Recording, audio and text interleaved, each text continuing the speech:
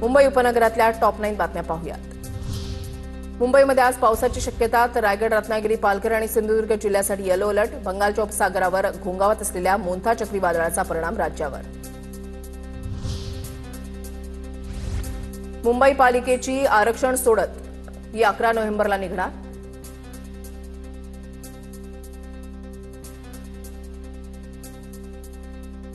आयोगाकडून महानगरपालिकेला आरक्षण प्रक्रियेचे टप्पे निश्चित करून 31 जानेवारी 2026 पर्यंत सर्व कार्यवाही पूर्ण करण्याचे निर्देश।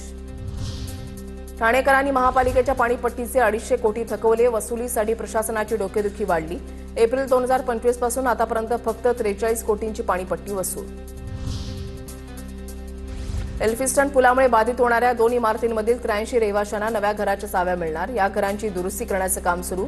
15 दिवसांमध्ये म्हाडा ही घरं MMRDA सुपूर्द करणार। धारावी पुनर्विकास प्रकल्पासाठी मुलुंड पूर्वमधील मिठागराची 42 एकर जमीन देण्याची राज्य सरकारकडून अधिसूचना जारी। स्थानिक रहिवाशांचा पुनर्वसनाला तीव्र विरोध असताना सुद्धा शासनाचा निर्णय। डोंबिवलीनंतर कल्याणमध्येही फेरीवाल्यांच्या विरोधात महापालिका आक्रमक। रेल्वे स्टेशन परिसरामधील अनधिकृत फेरीवाल्यांवर कारवाईला सुरुवात। मात्र स्टॉल हटवण्याच्या ऐवजी फक्त सामान रस्त्यावर फेकत कारवाई सुरू असल्यानं नागरिक संतप्त।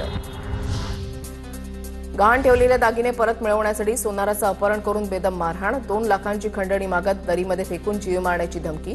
टिटवाळा परिसरामधील धक्कादायक घटना। कल्याण पूर्वमध्ये अल्पवयीन तळीरामांचा धिंगाणा। गाडीवर दारूची बाटली दाखवत नागरिकांना शिवीगाळ। व्हिडिओ सोशल मीडियावर व्हायरल। तळवा रुग्णालयामधील प्रसूती कक्षामधील प्रश्नाची मुख्यमंत्र्यांनी दखल घेतल्याची सूत्रांची माहिती। ठाणे महानगरपालिकेकडे मागितला खुलासा, आयुक्तांना उत्तर देण्याचे आदेश। पुणे जिल्ह्यामधल्या टॉप 9 बातम्या पाहूयात। मंत्री माधुरी मिसाळांची पुण्यामधील TDR प्रकरणामध्ये मुख्यमंत्री फडणवीसांकडे तक्रार। TDR प्रकरणामध्ये मुख्यमंत्र्यांकडून चौकशीचे आदेश। पर्वतीमधील जनता वसाहतीमध्ये झोपडपट्टी पुनर्वसन योजनेच्या नावाखाली 762 कोटींचा लँड TDRचा घोटाळा केल्याचा आरोप। आगामी निवडणुकांच्या अनुषंगानं पुण्याच्या भोरमध्ये पार पडला अजित पवारांच्या राष्ट्रवादीचा कार्यकर्ता मेळावा। स्थानिक आमदार शंकर मांडेकरांकडून आगामी तयारीबाबत सविस्तर आढावा। आरोग्य विभागाच्या पुणे परिमंडळामधील 12 शासकीय रुग्णालयामधील अधीक्षकांना करण्यात आपण नोटीस। आरोग्य विभागाच्या तपासणीदरम्यान त्रुटी आढळल्यानं 12 अधीक्षकांना नोटीस। पुणे जिल्ह्यामधील लोणावळा उपजिल्हा रुग्णालय, काळे कॉलनी आणि शिक्रापूर ग्रामीण रुग्णालयांचा समावेश। पुण्यामधील विद्यार्थ्यांचं उच्च शिक्षण संचालन कार्यालयाच्या समोर आंदोलन। राज्यामधील रिक्त प्राध्यापकांच्या जागा भरा, राज्य सरकारकडे विद्यार्थ्यांची मागणी।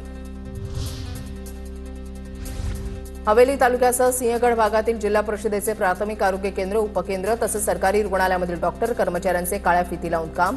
फलटणमधील शासकीय रुग्णालयामधील डॉक्टरच्या आत्महत्येचा निषेध नोंदवला। नेरळ माथेरानची मिनी ट्रेन पुन्हा प्रवासी सेवेमध्ये धावणार। 7 नोव्हेंबरपासून मिनी ट्रेनची सेवा सुरू केली जाणार। मध्य रेल्वेच्या वरिष्ठ अधिकाऱ्यांची माहिती। मुलाला पुण्यातील नामवंत विद्यालयामध्ये इंजिनिअरिंगला प्रवेश मिळवून देण्याचं सांगून फसवणूक। महिलेला जवळपास 21 लाखाला गंडा। जवळपास 7 ते 8 पालकांची फसवणूक। पुण्यातील बंड गार्डन पोलीस ठाण्यामध्ये गुन्हा दाखल। जैन बोर्डिंग प्रकरणामध्ये आज गोखले बिल्डर आणि ट्रस्टी दोन्ही बाजूंना प्रतिज्ञापत्र दाखल करणार। आज प्रतिज्ञापत्रामध्ये अधिकृत व्यवहार मागे घेतात का हे पाहणं महत्त्वाचं। जैन बोर्डिंग प्रकरणामध्ये आज धर्मादाय आयुक्त काय निर्णय देणार याकडे लक्ष। विनापरवाना गावठी पिस्तूल आणि जिवंत काडतुसा बाळगणाऱ्या सराईत गुन्हेगाराला अटक। पुण्याच्या राजगड तालुक्यामधल्या वेल्हा पोलिसांची कारवाई। सूरज धावडे असं अटक केलेल्या आरोपीचं नाव।